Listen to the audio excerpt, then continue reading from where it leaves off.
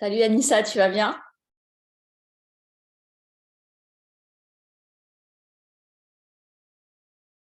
Après, je vous raconte tout ce qu'on va se dire aujourd'hui. Hop.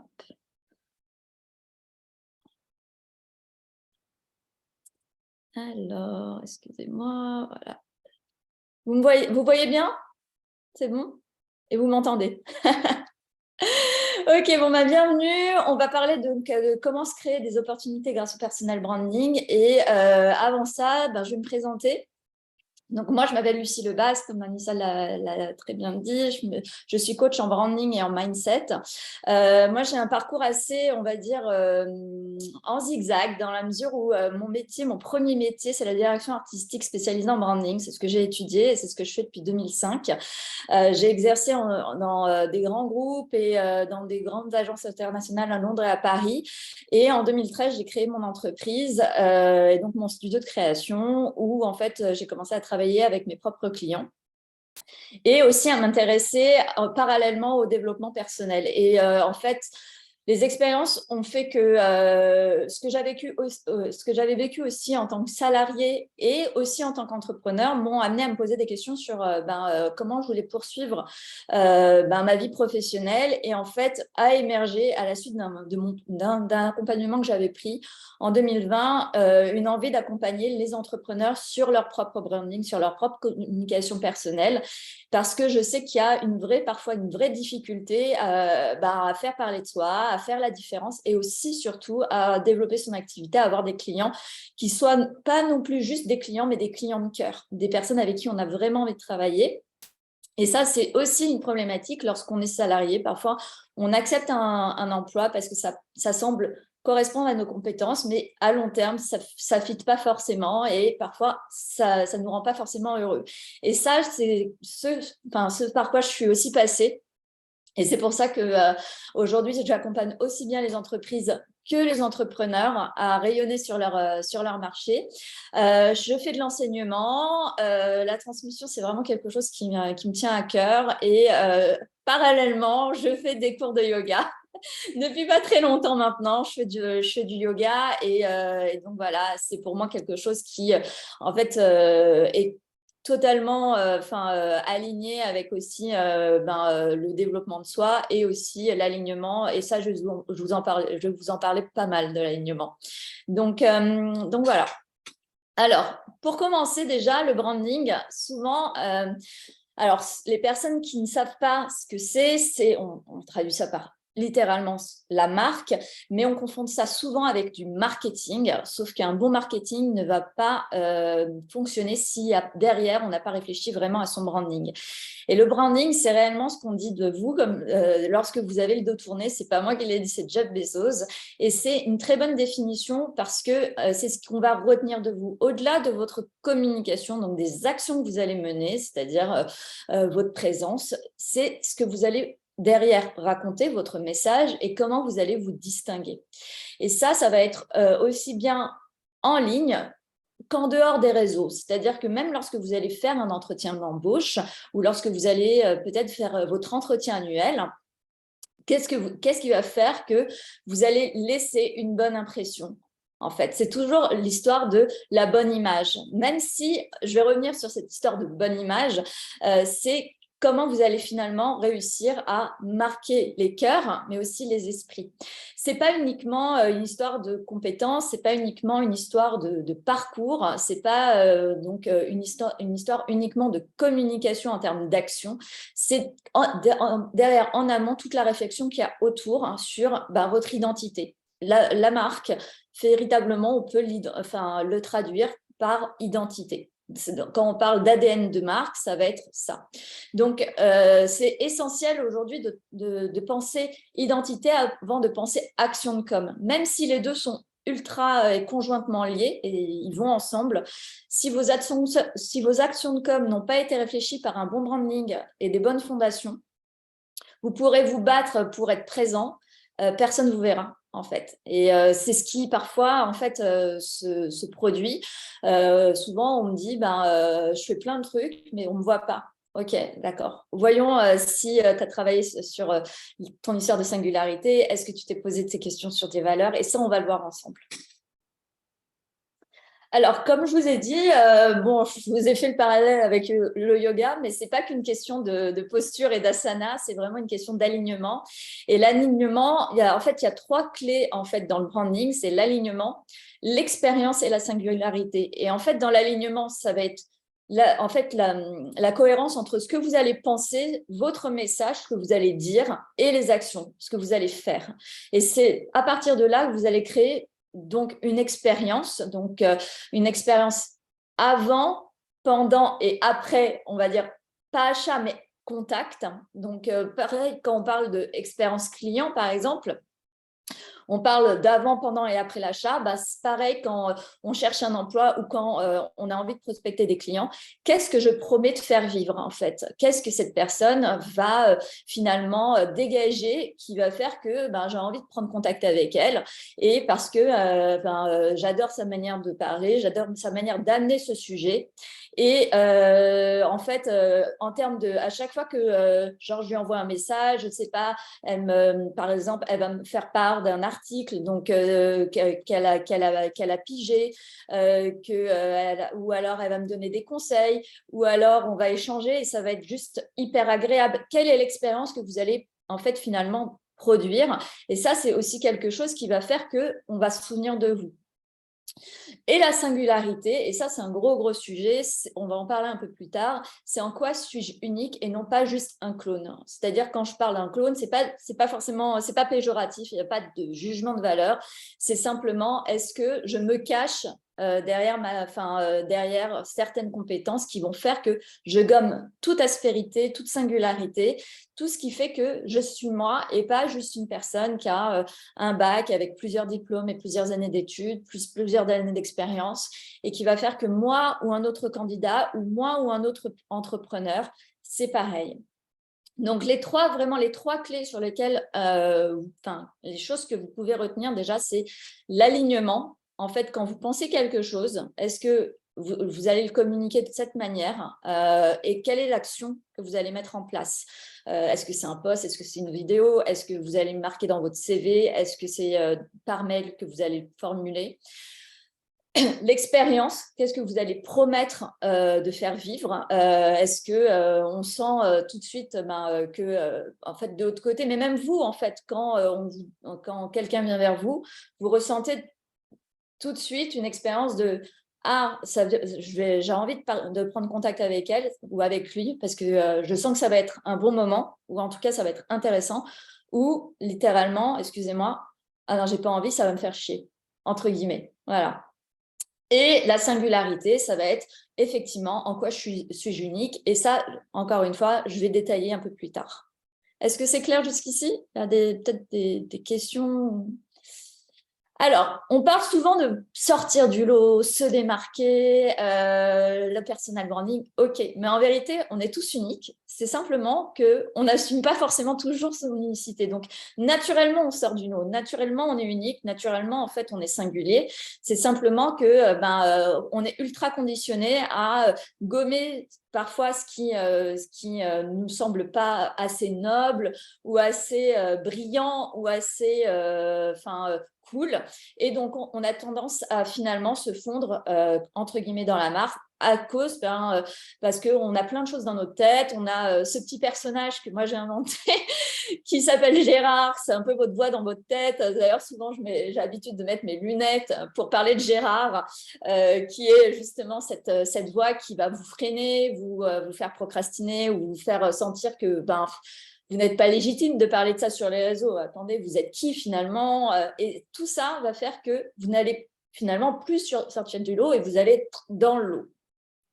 L'objectif de sortir de l'eau, c'est pas réellement enfin, je veux dire, encore une fois, c'est pas de faire la Zumba en webinar, c'est simplement, être purement soi et assumer qui on est. Et c'est pas c'est pas si simple, faut le reconnaître. Enfin, je veux dire, c'est pas quelque chose qui est, on n'a pas été conditionné, on n'a pas été éduqué pour être juste nous-mêmes. L'éducation, que ce soit familiale, parfois religieuse, parfois juste sociale ou scolaire, font que on a gommé peu à peu et on a mis des calques qui font que on va pas trop se mettre en avant et on va pas trop sortir du lot. Donc, le personal branding, finalement, ça devient un effort. Et c'est pour ça que c'est important d'en parler parce que lorsque vous êtes salarié ou que vous êtes entrepreneur ou même que vous êtes une marque employeur, à force de se gommer, on se gomme aussi des opportunités. Donc, ce qui est important, c'est de se dire, ok, comment je peux revenir finalement à être moi et en restant finalement pertinent par rapport à certaines demandes. Donc, le personal branding, encore une fois, ça va être super que vous soyez marque employeur, entrepreneur ou salarié, parce que ça va être, on constate quand même que les entreprises ont de plus en plus de mal à recruter, à long terme, j'entends. Les salariés à trouver le bon emploi, là où on a envie de rester plusieurs années et pas juste une période d'essai. Et les entrepreneurs, il y a de plus en plus d'indépendants, il y a de plus en plus d'entreprises aussi qui naissent chaque année, des startups aussi. Et au lieu de faire le concours de l'idée la plus innovante, en fait, comment finalement ton idée, même si tu vends le même produit que Jacqueline, comment tu fais pour finalement qu'on ait envie d'acheter chez toi? Et ça, c'est aussi le fait de faire du personal branding qui va aider finalement à attirer les bons collaborateurs, à finalement s'attirer le bon employeur et à s'attirer les bons clients. Donc, ça, c'est véritablement, encore une fois, tout ce qu'on peut imaginer comme vertu au personal branding, peu importe votre statut. Et encore une fois, là, c'est vraiment, on est en amont de notre présentation. Donc, vraiment, on regarde ensemble toutes les opportunités et à qui ça peut apporter, que ce soit la marque employeur, l'entrepreneur ou le salarié, ou même quelqu'un qui est en recherche d'emploi ou en reconversion, qui songe à se réorienter. C'est une super opportunité pour lui que de faire parler de lui sur les réseaux, de prendre la parole et justement pouvoir ainsi filtrer naturellement les personnes avec qui ça va le faire, avec qui ça va fitter, avec qui ça va être pertinent à long terme ou pas. Et donc là, c'est ce que je conseille à que ce soit les RH, les indépendants, les cadres dirigeants, les community managers, les DIRCOM. Le personal branding, c'est véritablement aujourd'hui, on en parle plus, ça existe depuis très longtemps, mais on en parle beaucoup plus aujourd'hui. Et c'est ce qui va véritablement propulser, booster votre activité, peu importe, ou vous aider à la pérenniser, peu importe votre statut. Lorsqu'on cherche des opportunités, que ce soit en tant que salarié ou en tant qu'employeur ou en tant qu'entrepreneur, souvent on va regarder dans notre premier, deuxième cercle de réseau. Et si on communique pas trop sur LinkedIn ou sur Instagram ou sur d'autres réseaux sociaux, on va se couper de toute cette partie-là. Or, c'est aussi dans cette partie-là. Donc, finalement, on va commencer à regarder dans notre premier, deuxième cercle de réseau où le développement il est limité. Sauf que les opportunités, elles commencent réellement ici. Forcément, je veux dire, c'est exponentiel. Donc, quand vous faites un post, il y a plusieurs milliers de vues, le bouche à oreille, le partage, la personne même qui n'est pas connectée avec vous parce que un collègue ou un contact à lui a liké, forcément, on va le voir et c'est ça en fait qui va être génial.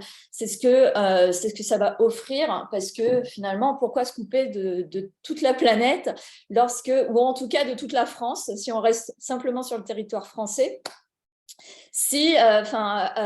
alors que, je veux dire, votre carnet d'adresses, au bout d'un moment, il est épuisable. Je veux dire, on ne peut pas uniquement s'appuyer aussi sur le bouche à oreille. C'est une bonne méthode, mais c'est très limité. Donc, voilà. Donc, encore une fois, le personal branding, c'est aussi ce qui va faire que vous allez sortir du lot, on l'a vu, mais à compétences égales et à prétentions similaires, on choisit qui?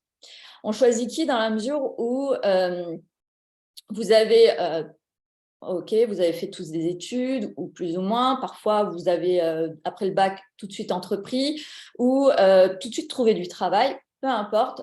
en fait, les compétences aujourd'hui, elles n'ont rien, entre guillemets, d'exceptionnel. Elles n'ont rien d'unique parce qu'on peut tous les acquérir. Par contre, en revanche, votre singularité, la manière dont vous allez amener vos compétences, la manière dont vous allez les faire savoir, ça, c'est unique. Ça, c'est vous. Et ça, c'est ce qui va faire qu'entre deux candidats, les mêmes bons, hein, tous les deux pertinents pour le poste ou pour l'offre, enfin, si vous choisissez entre deux prestataires, on va choisir la personne avec qui on va forcément avoir un meilleur feeling par rapport peut-être à sa communication, par rapport à effectivement sa singularité qui aura été très exprimée, très assumée, ses valeurs, parfois même son histoire, et ça, on va le voir. Et tout ça, c'est du personal branding. Encore une fois, voilà, on parle de réputation parce que c'est ce qui va faire que votre marketing derrière va être solide et va être orienté. Encore une fois, quand on cherche quelqu'un, quand on recherche un talent, que ce soit un prestataire ou un nouveau collaborateur, on va aller chercher sur Google, Insta, LinkedIn.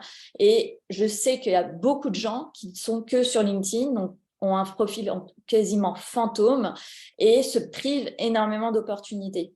C'est extrêmement dommage et la plupart du temps, c'est parce qu'on ne maîtrise pas l'outil, donc il nous fait peur, parce que l'inconnu fait peur et du coup, on se dit « c'est pas pour moi ». J'y rentre puis j'en sors très vite, c'est quelque chose qui me fait fuir, oh là là, c'est superficiel, c'est pour les influenceurs. Ok, on va en parler de ça aussi, mais en tout cas, véritablement, votre réputation, elle se fait d'abord là-dessus. Quand on va taper votre nom, et je pense que, dites-moi si vous ne le faites pas, quand vous rencontrez quelqu'un ou quand vous parlez boulot, ou même, allez, même vous faites un date, ok? Vous allez aussi parfois googler ou voir, voilà. Je sais que Delphine, elle dit oui, voilà. On va parfois avoir envie d'en savoir un petit peu plus avant le date parce qu'on se dit, bon, voilà, au moins, parce qu'on a toujours besoin d'avoir un certain nombre d'informations. C'est notre cerveau qui est comme ça, c'est Gérard qui a besoin un peu de maîtriser les choses. Et donc, il va forcément aller voir sur Google, sur LinkedIn, est-ce qu'il a un profil Insta, est-ce que cette personne a un profil Insta, qu'est-ce qu'elle a posté. Et ça, d'un point de vue professionnel, n'importe quel RH le fera. N'importe quel, moi je travaille parfois avec des freelances, forcément je le fais. Et si la personne je la trouve pas, c'est pas que ça m'inquiète, je me dis elle bosse dans la com, j'ai envie de travailler avec elle. Si j'ai envie de lui confier des choses que moi je ne peux pas faire parce que j'ai envie de les déléguer, j'ai besoin de crédibilité. Et la crédibilité, c'est aussi s'assumer sur les réseaux parce que on n'a rien à cacher. Et ça, c'est un biais. Ça ne veut pas dire que c'est vrai, hein, ce que je vous dis. C'est simplement la manière dont le cerveau réfléchit. C'est juste un biais. C'est un biais presque de tribalité. C'est-à-dire que si moi, je suis sur les réseaux, les personnes qui devraient travailler avec moi devraient l'être aussi. Ça, encore une fois, c'est du conditionnement, c'est un biais. Ça ne veut pas dire que ça fait de vous une mauvaise personne si vous n'y êtes pas. C'est simplement comme ça que la plupart des gens réfléchissent et nous-mêmes, on réfléchit. Si on ne vous trouve pas, c'est inquiétant. On se dit, mais qu'est-ce que cette personne… Est-ce que, un, elle est encore en activité? Est-ce que, deux, ou alors, si c'est un prestataire, est-ce qu'elle a vraiment des clients? Il y a tout un monde de paranoïa que Gérard fait monter avec plein de questions. Donc, véritablement, si vous n'êtes pas actif et que vous cherchez à avoir plus d'opportunités, déjà, mon conseil, c'est de réfléchir en fait à s'inscrire sur quelques plateformes et voir comment vous pouvez faire ressortir votre nom. Alors, encore une fois, j'aimerais juste mettre un warning. Le personal branding, ce n'est pas une pilule magique, mais ça va vitaminer votre activité. C'est-à-dire que c'est un peu comme le SEO. Ça paye, véritablement, je vous le promets, ça paye. Mais il faut de la patience. C'est comme le SEO. Il faut commencer un jour et à un moment donné, oui, vous allez avoir des retombées parce qu'à force d'être présent, à force de voir votre nom, à force d'être actif, les gens vont commencer à vraiment vous voir et à adhérer. Mais il faut bien commencer à un moment et il faut bien commencer, entre guillemets, de la bonne manière. C'est-à-dire pas juste commencer pour commencer, pas juste je reposte des articles que je n'ai pas écrits ou que je n'ai pas lus sans même ajouter quelque chose de moi. Non, comment vous allez apporter de la valeur. Et ça, on va aussi on va en parler. Simplement, je veux juste mettre un bémol sur cette histoire de je fais du personal branding, je vais avoir tout de suite demain matin des clients. Ça ne fonctionne pas comme ça se construit. Le marketing, ça peut être très puissant à partir du moment où on met en place un bon branding. Et mettre en place un bon branding, ça prend du temps. Ça prend du temps d'exprimer des choses de soi, de les aligner aussi, de mettre en place des posts qui soient pertinents, qui ont à voir avec notre choucroute, et avec la choucroute de votre client ou de la boîte avec qui vous avez envie de travailler, et justement pas être à côté de la choucroute. donc voilà, c'est encore une fois, ça va vitaminer votre activité, ça va vraiment la pulser, c'est un vrai guronzan. Par contre, ce n'est pas une pilule magique. Voilà, donc ça, c'est véritablement ce qu'il faut retenir. Donc, je vous ai parlé de la singularité. Est-ce que vous êtes familier avec cette histoire de singularité? Quand je pose la question, on me répond souvent par soit des adjectifs, genre je suis à l'écoute, ou alors j'ai un bac+5. Est-ce qu'en dehors de ça, c'est quelque chose qui vous est familier? Quelle serait finalement votre réponse par rapport à la singularité? Anissa, on peut mettre des micros, on peut autoriser. Moi, c'est l'heure. C'est plus compliqué de penser à la sienne, je trouve, mais quand je pense je suis coach en développement professionnel, ou quand je travaille sur la singularité justement de mes clients, c'est en fait leur posture, ce qui dégage, c'est un ensemble de choses qui font que, au-delà de leurs compétences, de l'apprentissage, il y a un lien qui se crée, d'unique. C'est ce côté-là pour moi. C'est une très jolie réponse, très bonne. Merci Laure. J'aurais envie de… Alors, il y a deux choses que tu as dit. La première, c'est que, c'est effectivement, c'est très difficile de connaître la sienne. Faut souvent consulter. Moi, c'est ce que je fais avec mes clients. Peut-être que tu le fais aussi. C'est quelque chose que on décèle auprès d'un professionnel. La singularité en branding, moi qui fais de la marque depuis super longtemps, à chaque fois que même quand je fais de la création pour les entreprises ou que je rencontre une personne, donc un entrepreneur ou un salarié qui vient me voir pour connaître sa singularité, il y a vraiment une méthode à mettre en place et il y a vraiment des questions à lui poser qu'elle ne s'est jamais forcément posées et qui va faire que la singularité, naturellement, elle va émerger, mais vraiment comme un bouchon qui va venir flotter sur l'eau, quoi. Donc, ça va arriver naturellement. Et c'est vrai que ça va être quelque chose qui va faire que demain, vous êtes éleveuse de chèvres, comme moi sur cette photo. Est-ce que votre singularité, elle vous poursuit? Oui ou non? Eh bien, si la réponse est oui, c'est que c'est votre singularité. C'est encore une fois au-delà de votre métier, c'est au-delà de vos compétences techniques. Et c'est véritablement, demain, je suis agent immobilier ou éleveuse de chèvres ou… là, j'ai une activité en parallèle qui est prof de yoga. Je suis la même Lucie Lebaz, j'ai la même singularité.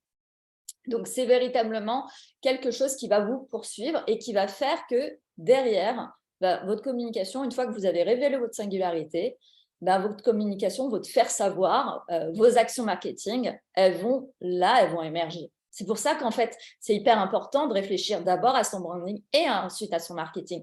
Et les deux vont ensemble.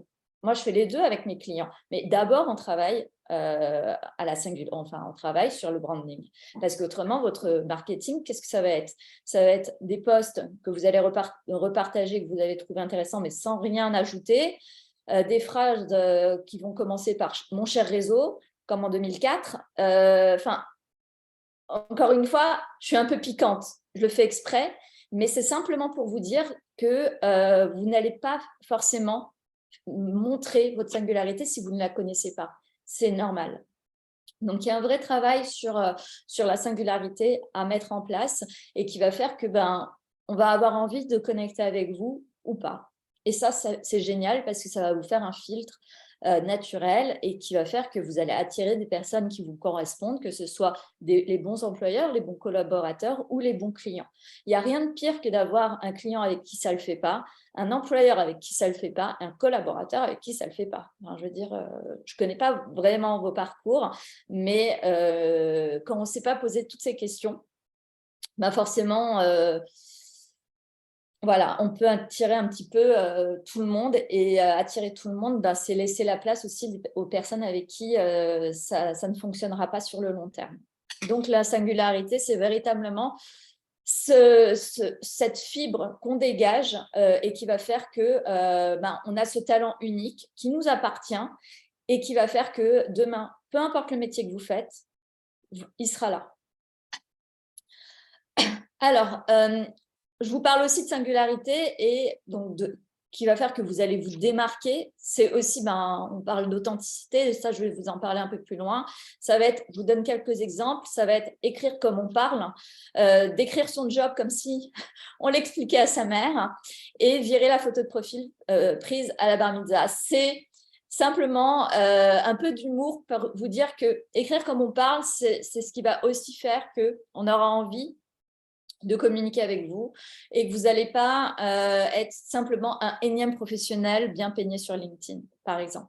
On va se dire, ah, mais en fait, cette personne, j'aime bien son approche, elle est gonflée, ou alors en tout cas, elle a le courage d'assumer de la manière dont elle voit les choses, dont elle voit le monde professionnel, dont elle regarde son métier, dont elle se regarde, ce qu'elle a à partager a de la valeur, parce que finalement, c'est rafraîchissant par rapport à tout ce que je vois tellement de posts par jour. La manière dont elle parle me permet directement de connecter avec qui elle est en fait. Du coup, il n'y a pas de mur, il n'y a pas de filtre. Ça me branche directement avec cette personne. Donc, cette personne, si j'ai une visio avec elle ou un entretien avec elle, je sais à quoi m'attendre, et ça, c'est super. Décrire son job comme si on l'expliquait à sa mère, je dis ça parce que j'adore ma mère, mais c'est vrai que pendant longtemps, mes parents ne comprenaient pas exactement ce que je faisais, parce que c'est trop loin d'eux. Et pourquoi? Parce que c'est une autre génération. Et comment on va, même comment on pourrait expliquer par exemple, le métier de happiness manager. C'est un métier qui est apparu il y a quelques années. Comment on pourrait l'expliquer à quelqu'un dont ça n'est pas ni le métier, ni la génération, et comment on pourrait vulgariser les choses pour qu'elles soient accessibles. L'objectif, encore une fois, ça n'est pas de créer un entre-soi, ça n'est pas de se positionner en tant que sachant, mais c'est de connecter avec sa cible. Et sa cible, ce n'est pas forcément quelqu'un qui est éduqué à son métier. C'est certainement quelqu'un qui a besoin de vos services ou besoin de vos compétences, mais qui n'est pas forcément éduqué pour comprendre voilà, ce que vous faites dans la vie. Moi, quand je parle, par exemple, de personal branding, j'aborde les choses d'un autre angle, parce que le personal branding, je sais que parfois, les personnes avec qui je travaille n'ont pas conscience, elles en ont besoin, elles ne savent même pas que ça s'appelle comme ça, en fait. C'est comme si on avait besoin, entre guillemets, d'un médicament, mais on ne sait pas comment ça s'appelle. Donc, si je te dis le nom, en fait, ça ne te parlera pas. Donc, c'est toujours rester accessible pour pouvoir mieux connecter avec sa cible ou avec la personne avec qui on a vraiment envie de créer une collaboration. Et encore une fois, en exemple, et ça, encore une fois, ce sont que des exemples, hein. Je veux dire, il y a plein de choses auxquelles on peut penser, mais se démarquer, c'est... j'ai fait ma newsletter sur ça hier, c'est la photo de profil, où en fait, souvent, c'est soit une photo mal recadrée d'un mariage, soit un fond neutre corporate, où on est comme ça, et en fait, le photographe de la boîte en a fait 500 dans la journée. Comment on peut sortir justement du lot, mais en fait, sans encore une fois recréer. Enfin, l'idée, c'est pas de réinventer la roue, c'est simplement comment on peut rendre les choses un peu naturelles tout en restant professionnel et accessible et en même temps singulière. Et c'est un vrai job. Je dis pas que c'est simple, mais en tout cas, sortir de ces choses-là où en fait, j'ai sorti la meilleure photo de mon iPhone et je l'ai recadrée, ou alors je suis passée dans l'autre extrême, la photo ultra corporate, où il y en a plein qui ont été photographiés comme ça. Et du coup, en fait, mon profil passe complètement à côté. Alors, encore une fois, une des choses aussi, ce qu'on peut dire, c'est On me dit souvent, ouais, Lucie, tout a déjà été dit, tout a déjà été traité, nanana. Ok, tout a déjà été créé, mais sauf par toi, sauf par vous. C'est un peu comme la recette du 4K ou du gâteau au yaourt. On a tous la nôtre. Finalement, la base, c'est la même. Au final, ça fera quand même un gâteau au yaourt. Il y aura toujours des yaourts dedans, toujours des œufs, de la farine, tout ça. Mais comment vous faites le vôtre, en fait? C'est d'un sujet finalement qui est neutre. Hein. Je veux dire, vous allez parler peut-être, j'en sais rien, moi, allez, un sujet qui nous touche tous, l'écologie. Vous décidez de faire un article sur l'écologie. Ok, bon, sujet neutre. Comment vous l'amenez, en fait, avec votre singularité, avec votre personnalité, comment vous allez amener les choses. Et ça, effectivement, on peut se dire que tout a toujours été créé, mais en même temps, oui, tout existe. En vérité, toutes les idées ont déjà été traitées, même en art et tout ça.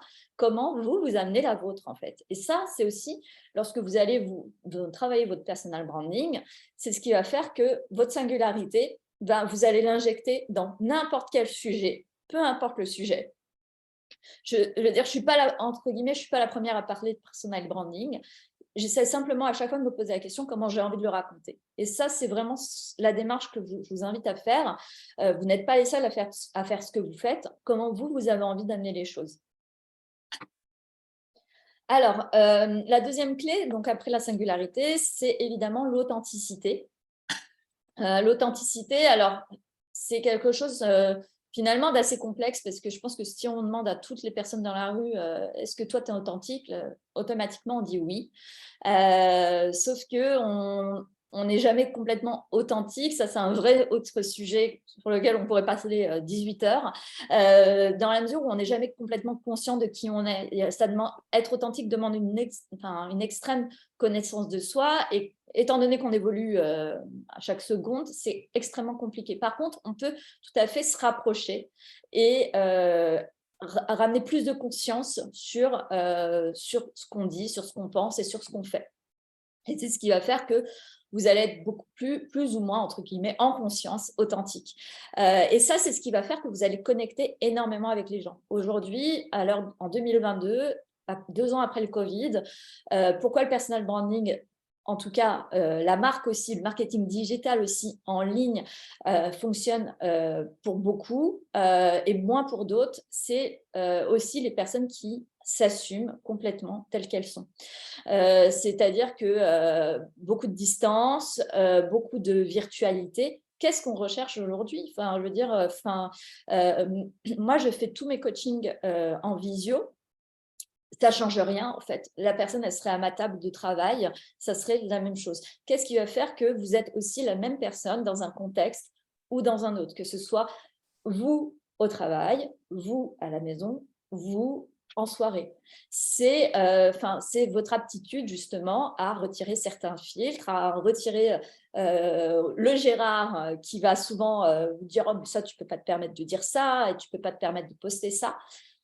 Et ça, c'est ce qui va faire que vous allez être en rétention. C'est extrêmement dommage parce que c'est justement ça, c'est cet ingrédient supplémentaire qui va faire que vous allez pouvoir vraiment attirer les bonnes personnes à vous, en fait. Quand je parle de bonnes personnes, c'est les personnes avec qui vous avez envie de travailler et qui ont envie aussi de travailler avec vous. Donc, comme je l'ai dit, ça va être, être soi-même, c'est pour mieux connecter. Encore une fois, vous allez, je me souviens d'un post que j'avais fait maintenant il y a 1 an et demi. Je sais pas, je l'avais posté, puis à un moment, ma pote, elle me dit, mais Lucie, attends, on va voir les commentaires, tu as plein de haters. Je fais, ah bon? J'étais sous ma table.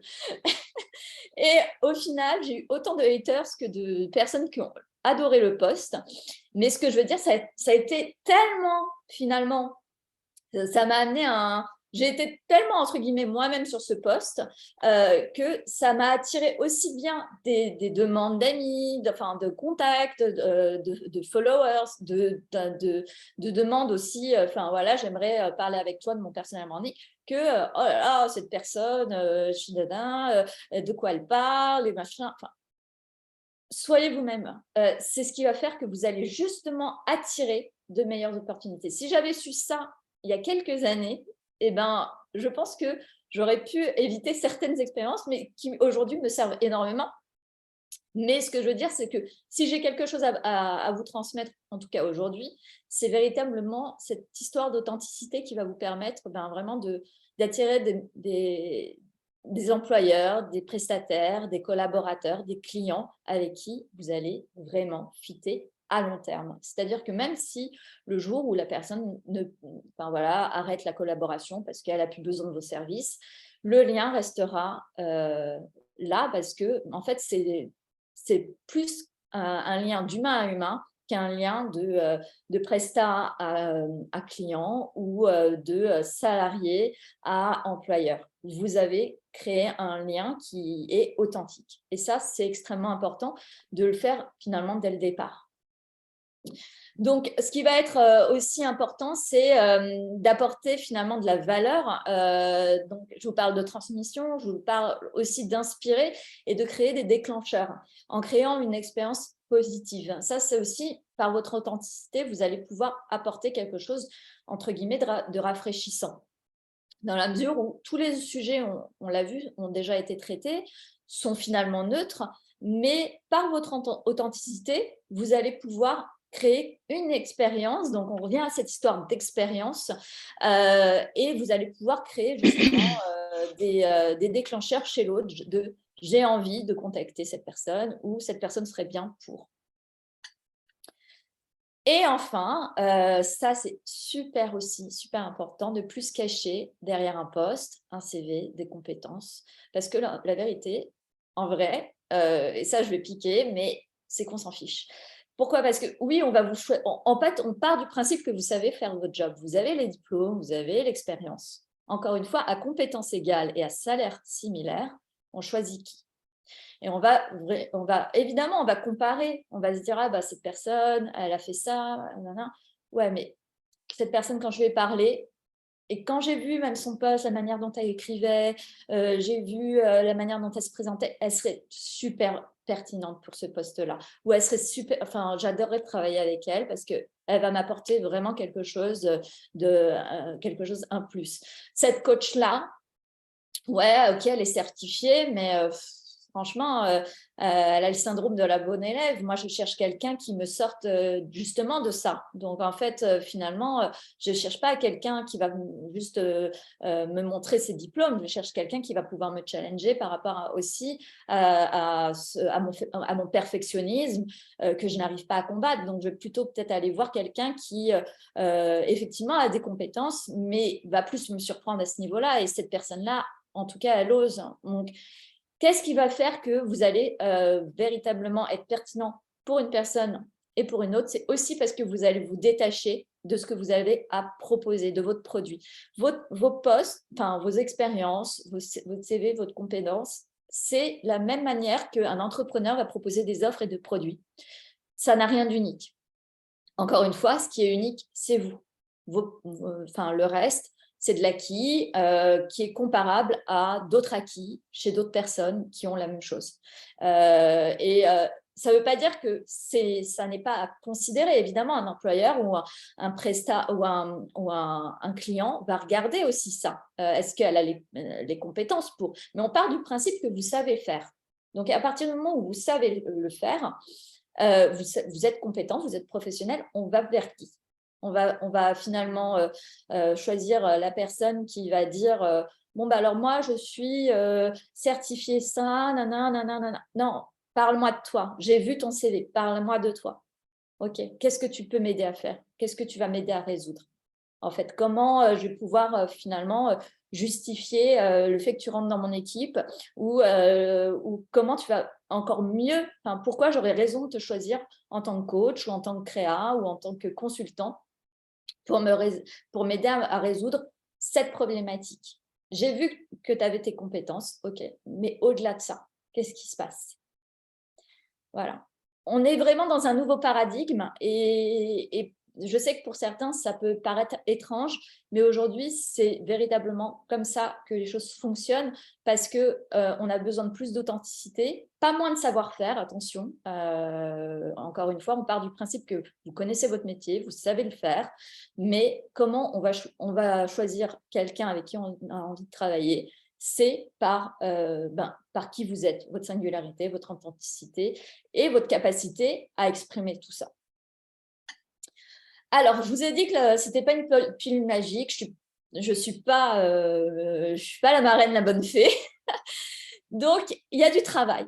Il y a du travail par la présence, la récurrence, la confiance. Et je ne me souviens plus parce que je ne vois plus le… Anissa, tu vois le dernier mot Adhésion. Et l'adhésion, voilà, exactement. Merci. C'est le chemin. C'est le chemin parce qu'il va falloir commencer à construire de la présence. Il ne va pas falloir lâcher par rapport à la récurrence parce que la récurrence va faire que on va voir que vous ne lâchez rien. En fait, c'est comme un candidat qui renvoie 5 fois son CV au RH avec une lettre de motivation un peu différente à chaque fois, mais toujours avec la même motivation d'entrer dans la boîte. Présence, récurrence. Là, au bout d'un moment, la personne se dit « Ah ouais, elle est vraiment motivée, confiance. » Ah ouais, elle insiste. Adhésion. Ok, bon est-ce que tu es disponible pour un rendez-vous à 15h vendredi? Et là, on y va. Le personal branding demande énormément de résilience. Ça fonctionne, encore une fois. Sinon, voilà, je ne le ferai pas. Et je ne le ferai pas aussi avec mes clients. Il y a des résultats réels, mais ça demande, c'est pas pour vous décourager, c'est simplement vous expliquer une réalité, ça demande vraiment de la présence. Et la présence, en fait, faut pas le voir comme un travail. Beaucoup vont se dire, ah ouais, mais moi, j'ai pas le temps, et c'est chronophage. À partir du moment où, c'est parce que vous ne savez pas encore qui est votre cible, vous ne connaissez pas votre singularité, peut-être vous ne savez pas comment encore écrire des posts, du contenu de manière impactante et entre guillemets, où il y a ça demande, finalement, ça va impliquer un clic ou un like ou un commentaire. Tout ça, c'est de la méthode et c'est surtout de l'accompagnement derrière. Mais forcément, au début, Gérard, il va avoir peur, il va se dire « Ah non, mais laisse tomber, c'est pas pour moi. Attends, moi, j'ai déjà ma journée de taf de 10 heures. Me taper les réseaux sociaux en fin de journée ou pendant mon lunch break, hors de question. » Forcément, il va y avoir ça. Regardez plutôt à long terme, opportunité. Et deux, est-ce que vous pourriez peut-être aussi prendre plaisir? Et le plaisir, c'est ce qui va faire que vous allez trouver le temps. Et pourquoi vous allez prendre plaisir? Parce que vous allez apprendre à le faire. Quand on se forme, quand on commence à comprendre comment les choses fonctionnent, elles ne nous font plus peur et elles finissent par, même parfois, nous amuser. Je veux dire, au début, quand tu as ouvert ton premier ordinateur, tu penses que c'est ultra compliqué.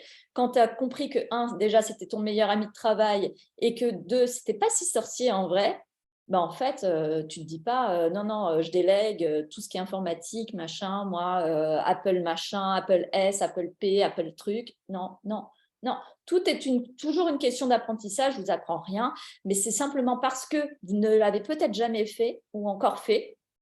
Ça va être tout un monde pour votre Gérard et il va créer des stops. Mais faut pas, c'est pas si sorcier que ça, c'est simplement de l'apprentissage, de la formation et évidemment du mindset.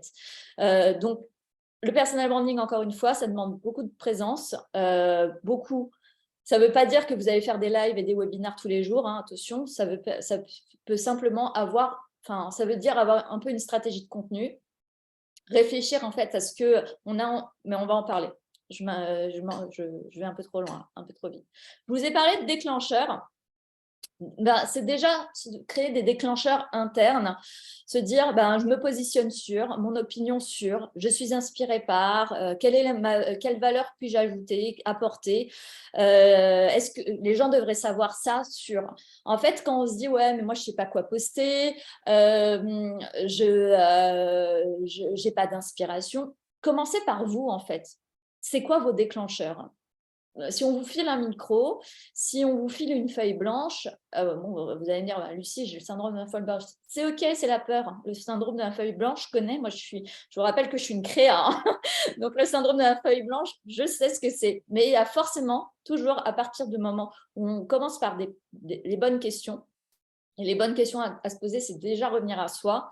Qu'est-ce qu'à partir de moi, j'ai envie de proposer aux gens, aux personnes que j'ai envie de cibler, le fond de ma pensée sûr, qu'ai-je envie, de quoi j'ai envie de parler, je me positionne sur. Et il y a plein de manières de créer du contenu, il y a plein de choses à faire. C'est encore une fois, c'est pas si complexe. La complexité, c'est surtout d'assumer et de révéler sa singularité, puis ensuite de l'assumer. Ça, c'est plus complexe parce que le Gérard, votre esprit, votre mental, votre ego va forcément vous retenir, va vous donner 10 000 raisons pour ne pas le faire. Et même au moment où je vous parle, je suis sûre qu'il est en train de vous parler, en train de vous dire non mais laisse tomber, machin, nanan, et tout. C'est normal. C'est l'activité normale du cerveau, c'est normal, protection. Sauf qu'en fait, c'est aussi se protéger d'opportunités. Quand on écoute son mental, c'est aussi, encore une fois, se gommer des opportunités, se protéger des opportunités. Et si vous êtes ici aujourd'hui, c'est que vous avez envie de créer des opportunités. Donc, ne pas écouter son Gérard. Encore une fois, l'objectif n'est pas non plus de plaire à tout le monde, c'est d'attirer les personnes avec qui ça passera crème. Quand je dis que ça passera crème, c'est avec qui ça sera agréable, avec qui, même en dehors des heures où vous êtes censé travailler sur un projet ou en dehors des heures de travail ou même quand j'ai certaines clientes au téléphone et on n'est pas en séance de coaching, ça me fait plaisir d'échanger sur d'autres sujets avec elles. Que nécessairement les problématiques autour du coaching parce qu'on a des temps dédiés pour ça. Et ça, c'est ce qui va faire que travailler avec cette personne, ce n'est plus du labeur, c'est du plaisir. Hein. Donc voilà. Et c'est ce qui va faire que vous n'allez pas plaire à tout le monde. Et c'est tant mieux, vous allez attirer que les personnes à qui vous allez plaire. C'est quand même génial. Je veux dire, vous facilitez votre chemin professionnel, votre quotidien. Il n'a plus la même teinte. Donc, je vous ai parlé de la singularité parce que c'est la racine, mais au-delà de ça, vous allez aussi rajouter votre histoire, vos valeurs, votre univers. Et ça, c'est des gros ingrédients du personal branding. C'est ce qui va faire que vous allez inspirer et que vous allez donner envie de vous suivre, d'en savoir plus, de travailler aussi avec vous. En fait,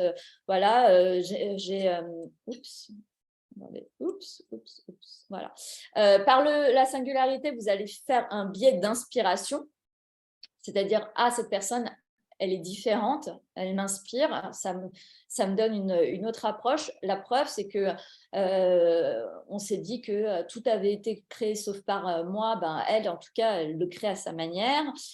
L'histoire, c'est le biais de la crédibilité, c'est ce qui va faire qu'on va dire quand même, il n'y a pas de trou dans la raquette. Quand elle me raconte quelque chose, elle se raccroche quand même à du vécu. Même quand vous créez un produit, le storytelling va forcément créer des repères mentaux, visuels à la personne qui vous écoute et va se dire, en fait, elle est crédible. Les valeurs, c'est ce qui nous réunit, donc c'est le tribalisme. J'aime, j'en sais rien moi, sa transparence, j'aime sa vision des choses, l'aspect peut-être, je ne sais pas, son côté, un peu familier, ça peut être ça. Et ensuite, l'univers, le biais de familiarité. Donc, en fait, quand vous rentrez dans l'univers de quelqu'un, et particulièrement si… Alors, il y a des plateformes pour ça, hein, il y a des plateformes où on va plus parler de son univers, tel que Instagram. LinkedIn commence à être un peu plus ouvert au lifestyle, mais l'univers va faire que vous allez plonger finalement, non pas dans la vie, mais vraiment dans ce qui intéresse la personne, en fait, ce qui lui ressemble. Si la personne est très branchée, je ne sais pas moi, les petits gadgets, la nouvelle technologie, les interfaces connectées, on va peut-être s'intéresser à son univers et quand on va voir quelque chose, ça va nous faire penser à elle. Ou alors, son truc, j'en sais rien. Moi, j'ai une de mes coachs qui vit au soleil. Moi, quand je vois une noix de coco ou des palmiers, ça me fait penser à elle. J'ai eu une autre coach il y a longtemps, un de ces trucs, c'était les Rolex et les cigares, et elle en fait vraiment quelque chose qui appartient à son univers, à son branding. Forcément, quand je vois une Rolex ou un cigare, je pense à Margot. Enfin, c'est quelque chose qui va faire qu'on va penser à vous. Moi, quand je mets mes lunettes, les gens pensent à moi, forcément. Enfin, c'est ce qui va faire aussi qu'on va plonger dans votre univers. Peu importe le style, il n'y a pas, voilà, c'est votre style, c'est votre univers, et c'est ce qui va, et le fait de l'assumer va faire que on va se dire, ah, mais en fait, elle serait top pour. Et c'est voilà, donc, et c'est ce qui va faire au final l'effet de halo et qui va faire que vous allez émerger. Et toutes vos actions de marketing digital, que ce soit un post, un blog, une vidéo, puisque ce sont des actions, vont prendre une autre saveur, une autre forme, ils vont prendre du volume par tous ces ingrédients. C'est pour ça que j'insiste à chaque fois de dire, on fait d'abord le branding, ensuite on fait le marketing, et les deux vont ensemble, évidemment, mais le marketing sans réfléchir au branding, c'est fait du plat, et vous allez vous épuiser à créer du contenu qui n'aura aucune saveur, il n'aura surtout pas votre saveur. Nous, on veut votre saveur, ok? On veut votre goût, on veut votre gâteau au yaourt. Donc voilà. Lucie, je me permets, il est Oui. 56, du coup, il reste pas beaucoup de temps. Waouh! Ah ouais, ok, d'accord, ok. Bon, j'essaie d'être concise et rapide. Et si Ok, vous avez des bon, questions, n'hésitez pas à les mettre sur le chat, comme ça on pourra peut-être en prendre une ou deux à la fin. d'accord, ça marche. Bon, je vous ai parlé d'histoire, de vision, de mission, de singularité, de valeur, de promesse. Tout ça va forcément générer de l'émotion, de l'inspi, de l'adhésion, de la distinction, de la fédération et de la confiance. Et c'est ça qui va faire que, encore une fois, vos actions de communication, votre marketing va ressortir. Voilà, c'est réellement ce qui va faire que par la présence, on va se dire, mais cette personne, elle est partout, la récurrence, il ne lâche pas, il y croit vraiment. La confiance, c'est je vais voir ce qu'il fait. Et l'adhésion, je prends contact. C'est vraiment comme ça qu'on réfléchit tous. Au début, parfois même, on n'aime pas. Combien de personnes détestaient Facebook au début? On y est tous. Beaucoup de gens détestent TikTok. On parie dans 3 ans, il y aura plein de gens qui ont dit oh, je déteste TikTok, ils y seront. La récurrence crée l'influence et la présence crée la confiance. Donc, au final, on finit par adhérer. Après, on n'aime pas, ce n'est pas vraiment la question. C'est surtout que c'est comme ça que le cerveau fonctionne. Et quand vous rajoutez votre singularité, c'est comme ça que vous allez forcément orienter les gens vers vous ou vers quelqu'un d'autre avec qui ça le fera mieux, en fait. Et ça sera tant mieux. Et là, je vais vous parler de stratégie. Je vous ai parlé de singularité, d'authenticité et de stratégie. Donc, la stratégie, ça va être la partie faire savoir. Et donc, la manière, une fois que vous avez finalement révélé votre singularité, vous êtes à l'aise dans votre basket, on va commencer à le faire savoir. Donc, il va falloir définir ces cibles de cœur. Je ne parle pas de persona. Moi, je n'ai pas envie de vous parler avec du jargon marketing. Je le connais très bien, je viens de ce monde, mais je vous parle de cibles de cœur. Les cibles de cœur, c'est les personnes avec qui vous avez vraiment envie de travailler. Et en commencer par vous. Une personne qui vous ressemble, une personne qui est différente, mais avec qui vous aimeriez travailler, elle est comment? Quels sont ses besoins? Quelles sont ses peurs? Quelles sont ses envies? Quels sont ses rêves? Toutes ces choses-là, demandez-vous, posez-vous ces questions. Montrer la preuve sociale aussi, ça va créer l'engagement et faire naître l'envie. La preuve sociale, ça va être se créer une communauté. Donc, ça va être aussi avoir des retours de cette communauté, de l'engagement. La preuve sociale, ça va être vos témoignages, que ce soit vos anciens employeurs, ça va être vos anciens clients. C'est ce qui va faire que vous allez gagner de la crédibilité. Et c'est ce qui va faire que vous allez créer des déclencheurs externes, donc des triggers. Donc, je vais lui écrire, je trouve ça super rafraîchissant. On cherche quelqu'un comme lui, il serait parfait pour l'équipe. Elle peut m'aider sur ce sujet, c'est sûr. Enfin, voilà, c'est ce qui va faire que vous allez avoir envie d'aller plus loin. Il y a plusieurs sujets, mais je vous en ai sorti 4 types, mais il y en a plein et je forme à ça. Donc voilà, il y a les sujets d'engagement sur lesquels, ben voilà, allez, l'écologie, le sujet d'information, il s'est passé ça dans ma boîte, j'aimerais en parler. Le sujet de distraction, ça va être, je ne sais pas moi, lors de la foire à la carotte, j'ai croisé un de mes salariés, on a discuté d'un nanana, et ça, les gens vont commencer à se détendre simplement parce qu'on a parlé de carottes, quoi. Donc voilà, c'est bête à dire, mais c'est comme ça qu'on fonctionne, surtout sur un réseau social, par exemple, comme LinkedIn. Et le sujet d'expertise, c'est, je ne sais pas moi, voilà, 5 clés pour réussir son personal branding en 10 minutes chaque jour. Le sujet d'expertise où j'apporte des recettes, entre guillemets, des petits tips, de la valeur ajoutée. Et c'est ce qui va faire que vous allez ressortir. Alors, le bon dosage, c'est un bon dosage de tout. Hein. Ne vous réfugiez pas uniquement dans l'expertise. Faites aussi de la distraction, parce que l'expertise, au bout d'un moment, la personne qui donne que des recettes, c'est sympa, mais au bout d'un moment, est-ce qu'on a vraiment envie de connecter avec elle? Pas forcément. Si elle apporte un peu de fun, c'est cool. Si elle sait s'engager, c'est encore mieux. Enfin, voilà, c'est ce qui va faire qu'un bon dosage va créer un bon fil de contenu et va faire en sorte que vous allez faire ressortir votre singularité, votre univers, votre authenticité. L'autre chose, c'est ne pas parler aux gens, mais parler avec les gens. Ça, c'est aussi, on oublie ça. C'est-à-dire d'inclure, s'imaginer qu'en fait, on a déjà une communauté. On ne parle pas tout seul, on ne donne pas des leçons, enfin voilà, ce n'est pas un cours magistral, qu'on crée un post, tout ça. C'est comment je vais connecter avec cette cible. Finalement, cette personne, elle est là. Comment je vais me connecter avec elle? De quelle manière je vais m'adresser à elle? Donc ça, c'est aussi des choses sur lesquelles on se forme, qu'on apprend. Et ensuite, là, la cerise sur le gâteau, c'est de créer du coup une communauté qui devient vos ambassadeurs. Alors, vos ambassadeurs, ça va être aussi bien les personnes qui n'ont rien encore acheté chez vous, qui ne vous ont pas encore embauché dans leur boîte, mais qui à chaque fois va vous soutenir, va commenter, va vous recommander et va avoir envie de partager ce que vous faites et qui vous êtes. Donc, c'est ce qui va devenir des ambassadeurs. Le meilleur vecteur, je pense, aujourd'hui, c'est la vidéo. La vidéo, alors, ce n'est pas pour vous faire peur. Attention, revenez, je ne veux pas vous faire peur. La vidéo, ça fait peur à beaucoup de personnes lorsqu'on n'en a jamais fait. La vidéo, aujourd'hui, là, je suis avec vous, je suis en vidéo.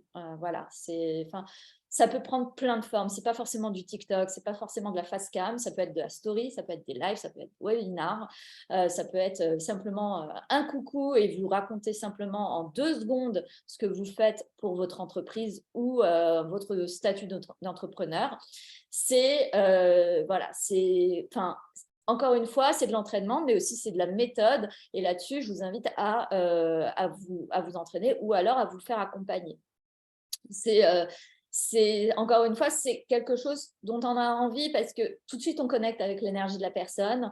Tout de suite, on se dit « Ah, mais cette personne, elle serait top et tout. » Et tout de suite, il n'y a pas de filtre, en fait. On ne se cache pas derrière des mots, ni un CV, ni rien. Oui, ça peut être un peu plus challengeant pour Gérard. Gérard, ben là, il se dit « Oh là là, non, mais attends, j'ai jamais fait ça. Mais même mon boss et tout, s'il veut pas, machin. » Zen. Si vous êtes salarié, déjà, le personal branding, c'est peut-être quelque chose que vous pouvez mettre en place avec votre boss et avec vos RH et tout ça. Et ensuite, si vous êtes entrepreneur, soit vous vous faites accompagner, soit vous vous lancez et ça va venir au fur et à mesure. Mais la vidéo est quelque chose d'extrêmement puissant. Alors, simplement, et après, on aura terminé. Donc, partons gagnant-gagnant. Je vous ai mis un petit Gérard parce que je sais que parfois, il y a des freins. On a envie de personal branding, mais on se dit, ouais, non, c'est pas pour moi, tout ça. Donc, C'est pour les influenceurs. Alors, breaking news, le personal branding, en fait, ça existe depuis super longtemps. C'est juste qu'on en parle uniquement depuis 2-3 ans, surtout en France, mais ça existe depuis déjà très, très longtemps. Sans même qu'on ait forcément étiqueté le truc, choisir les personnes pour qui elles sont avant ce qu'elles font, c'est quelque chose qui n'appartient pas aux influenceurs. On imagine que ça vient de là parce qu'on s'imagine que ça vient avec les réseaux sociaux, mais le personal branding, c'est aussi faire parler de soi au-delà des réseaux sociaux, en fait. Encore une fois, comme le disait Jeff Bezos, c'est cette capacité à faire parler de soi lorsque la porte est fermée. Donc voilà, donc c'est pas uniquement pour les influenceurs, c'est pas uniquement pour les gens ultra connus, c'est pour des personnes qui ont des choses à partager, qui ont envie de prendre la parole et qui ont envie aussi de déclencher des opportunités. C'est bien pour ça qu'on est ici donc aujourd'hui. Faut se prendre au sérieux pour faire ça. Moi, je pense qu'en fait, parfois, c'est aussi se prendre en sérieux que de s'exclure et de se dire que je me cache parce que moi, je ne suis pas comme ça. Et donc, voilà. Se prendre au sérieux, c'est finalement se rendre inaccessible. Or, le personal branding, l'idée, c'est d'être authentique. En tout cas, moi, de la manière dont je l'aborde et dont je le transmets, c'est de se rendre accessible et authentique. Donc, il n'y a rien au niveau de la prétention. C'est au contraire, c'est laisser une porte ouverte, c'est être bras ouverts, c'est être hyper open aux opportunités et aux personnes avec qui ça pourrait fitter. Donc, il n'y a rien à voir avec du narcissisme ou de la prétention. Au contraire, c'est justement se dire je vais vers les autres. C'est un peu comme si on arrive dans une soirée et qu'on se dit allez, j'arrête de rester à côté du buffet et en regardant mon téléphone. Je prends une grande respiration et puis je vais vers ce groupe de personnes parce que finalement, je suis venue pour ça et que je vais aussi sortir de ma zone de confort et que justement, je ne me prends pas au sérieux, donc je vais vers les autres. Je n'ai rien à raconter. Demandez-vous ce que vous diriez en fait à vos collègues, à vos boss, à vos amis sur votre activité. Ça, c'est aussi, et vous prenez des notes. La manière dont vous expliquez les choses. On a tous quelque chose à dire, on a tous quelque chose à raconter, on a tous vécu des choses. Voilà, on n'est pas, entre guillemets, nés d'hier dans le sens où on a tous eu des expériences professionnelles et on a dans tous les cas quelque chose à raconter. Donc, qu'est-ce que vous avez surtout envie de partager? Ça, c'est véritablement quelque chose, vraiment une question à vous poser. Ok, LinkedIn, ce n'est pas Facebook. Mais en fait, là, moi, ce que j'ai envie de dire, c'est depuis quand le lifestyle n'intéresse personne au travail? Quand vous allez à la machine à café, vous parlez de votre vie. Quand vous parlez entre collègues, vous parlez de votre vie. Ça intéresse. Pourquoi? Parce que ça permet justement de passer à un niveau supérieur de proximité et du coup un niveau de confiance et d'authenticité bien plus supérieur. Donc, se dire que LinkedIn, ce n'est pas Facebook, mais il n'y a rien de mal en fait. Ça ne veut pas dire qu'on n'est pas moins professionnel. Ça veut juste dire qu'on est peut-être un peu plus humain, un peu plus soi-même. Qui suis-je pour prendre la parole? En fait, vous êtes juste vous et c'est génial. Vous êtes un professionnel qui a certainement des choses à partager. Encore une fois, on a tous vécu des choses. Je pourrais écrire un bouquin sur toutes les anecdotes que j'ai vécues chez Havas ou à Londres. Vous aussi, vous avez certainement des choses à partager. Parlons-en. Parlons-en et parlons de ce que vous avez envie de partager aujourd'hui, en fait. Ce qui vous drive, ce qui vous intéresse et comment vous voyez votre métier. Encore une fois, c'est une démarche totalement narcissique. C'est quoi l'intention? Est-ce que c'est de mettre le spotlight sur nous ou de mettre le spotlight sur quelque chose qu'on a envie de partager? L'objectif, c'est pas d'être aimé, en fait, c'est de créer une communauté de cœur. Donc, une communauté qui va amener des personnes qui vont vous kiffer, mais aussi éloigner des personnes avec qui ça n'aurait pas fonctionné dans tous les cas. Donc, ça n'a rien de narcissique, c'est encore une fois ouvrir la porte avec un filtre qui est le vôtre, qui est votre singularité, votre authenticité, avec qui il y aura des personnes avec qui ça va fonctionner et d'autres avec moi, et ça c'est la vie, mais ça n'a rien de narcissique. Je ne suis pas à l'aise sur les réseaux.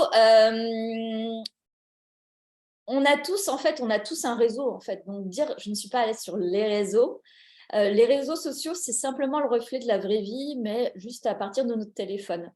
Donc, se dire ça, c'est comme se dire je ne suis pas à l'aise de connecter avec ma voisine, mes collègues. Enfin, tout ça, en fait, encore une fois, ce sont des filtres. On peut travailler là-dessus en mindset.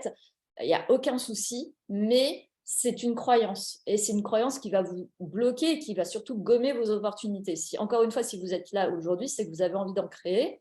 Donc, plutôt essayer de déverrouiller certaines pensées et de les transformer. Et je n'aime pas communiquer. Alors, ça, pour moi, c'est on n'aime pas ce qu'on ne maîtrise pas. Donc, je vous invite aussi à vous former. C'est comme l'histoire de ouais, les réseaux. Hier, j'étais dans une conférence et j'entendais une personne qui disait ouais, c'est pas mon truc, c'est pas mon truc, c'est pas mon truc. Ouais, ok, c'est simplement peut-être parce que tu ne sais pas encore faire, du coup ça te fait peur et donc tu penses que c'est pas ton truc. Mais si tu commences à apprendre à le faire et à voir que tu peux être toi-même, donc en fait tu peux t'amuser. Si c'est une page de récréation, ça pourrait être encore mieux. Et si c'est une page de pertinence qui va t'amener des opportunités, là on a un carré d'or finalement qui est réuni et qui va faire que tu peux plus te dire que tu n'aimes plus tu n'aimes plus communiquer. C'est comme si tu disais je ne veux plus créer, je n'aime pas créer des opportunités.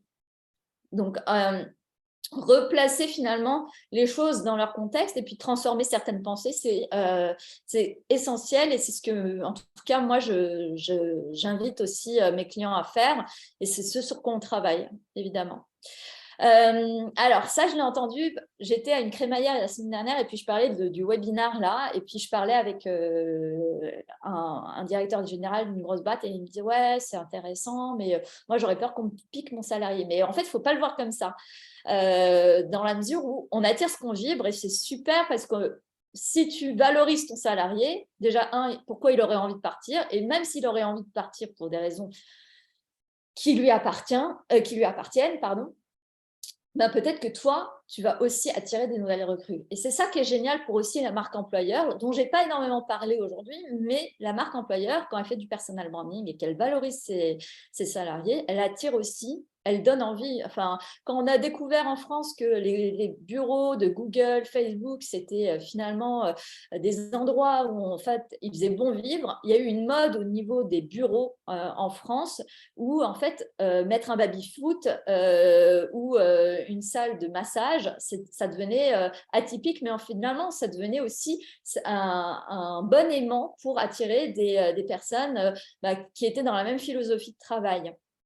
Et ça, finalement, c'est la même chose en fait en personal branding. Si on commence finalement à se montrer tel qu'on est et à valoriser nos valeurs d'entreprise et à valoriser nos salariés, bah, on va attirer aussi des personnes avec qui ça fit.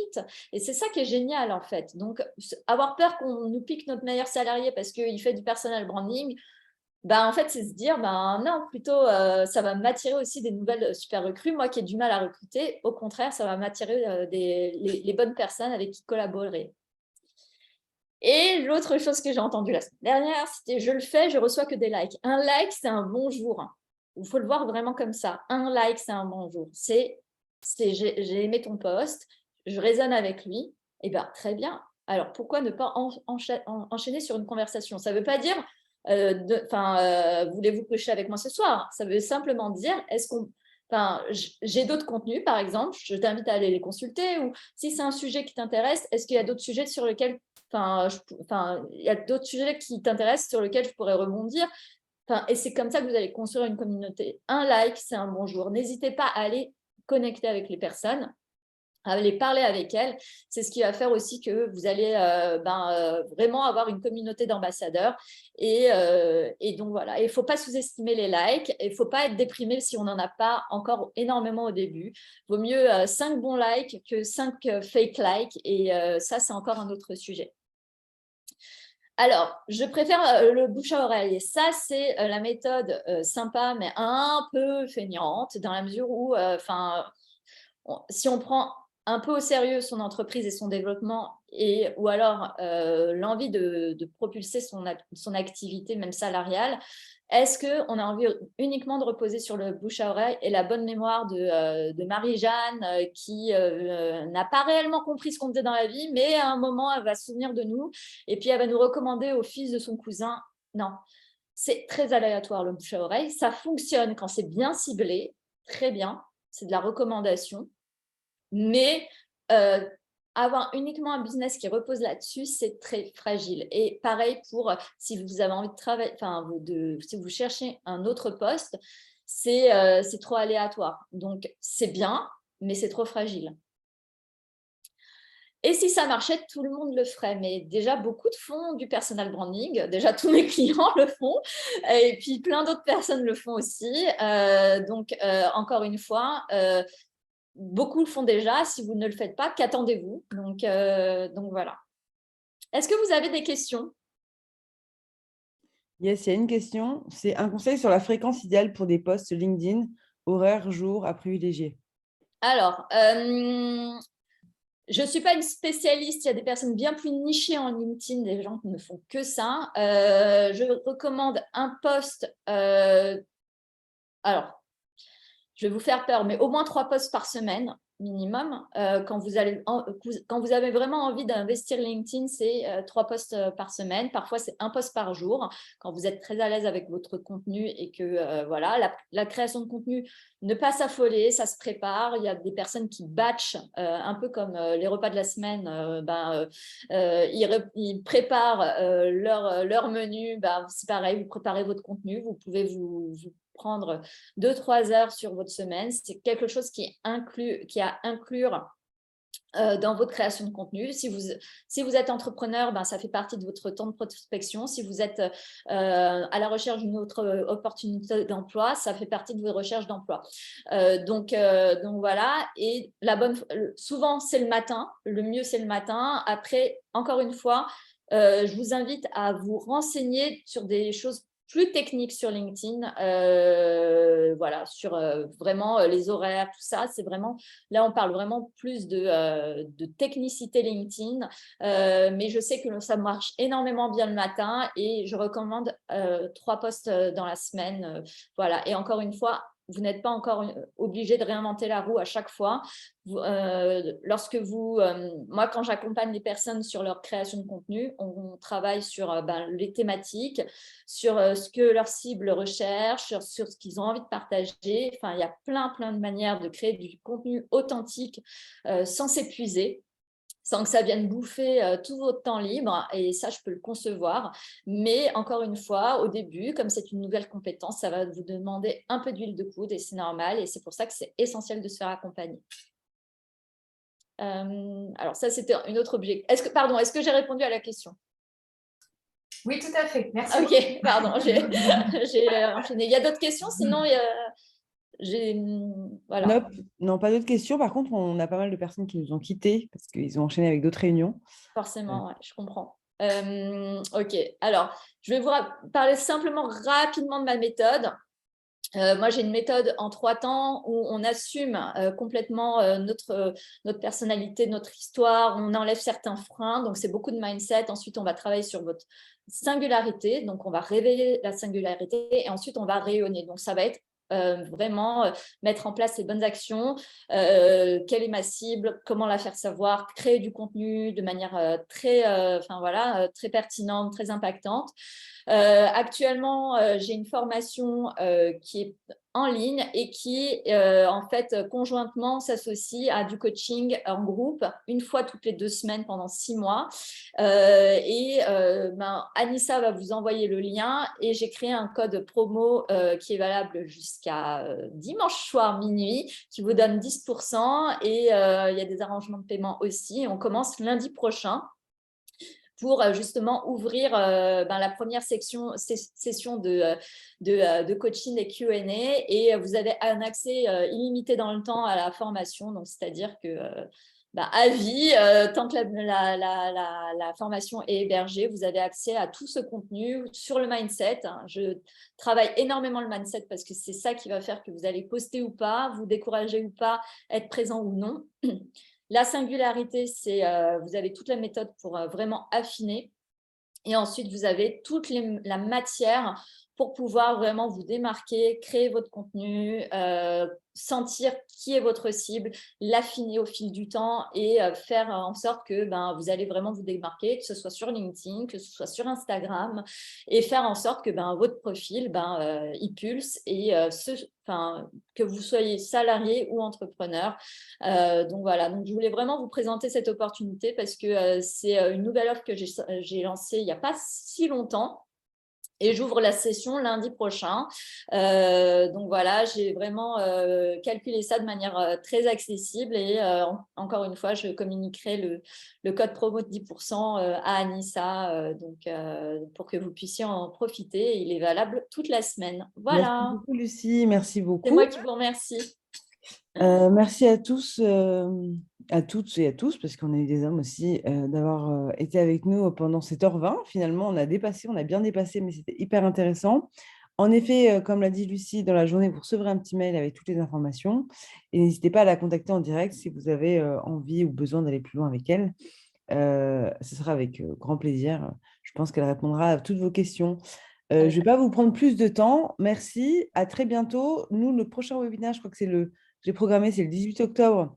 On va plutôt parler commerce. Donc voilà, n'hésitez pas pour les coworkers Morning de regarder sur l'app. Et pour les personnes qui ne sont pas chez Morning, je vais poster ça sur nos réseaux. Donc suivez-nous. Bonne journée à tous. Super, merci à tous. Excusez-moi, une petite question. On va recevoir Oui, merci beaucoup. Ou pas du tout, ou c'est juste interne? Parce que je n'ai pas pris de notes du coup, et voilà.